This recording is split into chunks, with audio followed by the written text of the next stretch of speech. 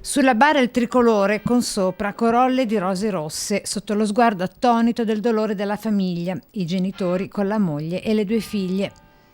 La chiesa arcipretale di Cornuda gremita dentro e fuori con oltre 1 migliaio di persone per dare l'addio all'ex parà della Folgore, Ivan Bolzonello, morto suicida a 46 anni dopo essersi sparato un colpo di pistola per problemi economici martedì sera. Da quel momento un'intera comunità è rimasta sbigottita, sorpresa e sconvolta, ha detto durante l'omelia Don Francesco Marconato. Tanti gli interrogativi per un gesto le cui ragioni rimarranno comunque oscure perché resteranno per sempre nel profondo dell'animo di chi non c'è più.